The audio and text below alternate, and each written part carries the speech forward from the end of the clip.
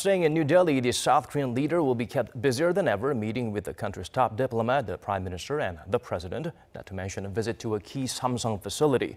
For an in-depth analysis of the policies between the two countries that align, we turn to our Cha Sang-mi.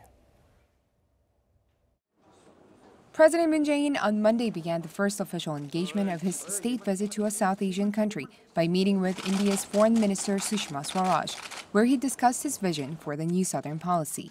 Moon said South Korea's ties with India have been developing consistently since they upgraded their bilateral relations to a special strategic partnership in 2015, and added that he would like to expand their cooperation. His plan aims at deepening ties with India and other countries in the region to build a future partnership for what he dubs the three Ps: people, prosperity, and peace. Minister Swaraj welcomed President Moon's visit and said the Indian government also wanted to strengthen its relationship with South Korea.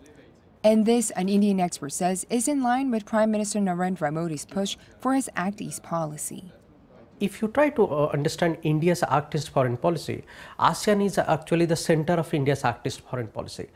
We have a range of contacts with ASEAN, be it connectivity, be it stronger economic ties, be it political contacts, and be it also security and defense contacts with some of the ASEAN members. It's growing over the years, and that actually establishes a common ground between India's Act East policy and Moon Jae-in's new southern policy.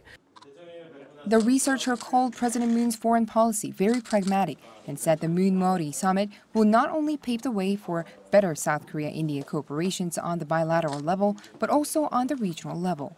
A Korean expert in the field also emphasized that the role of India goes beyond economics.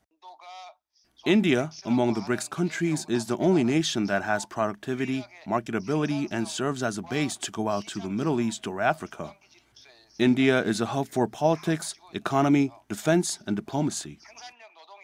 The expert urged the Korean government to approach India not only as an emerging market, but to view it as a closer diplomatic partner that can bridge the gap in Asia in many ways.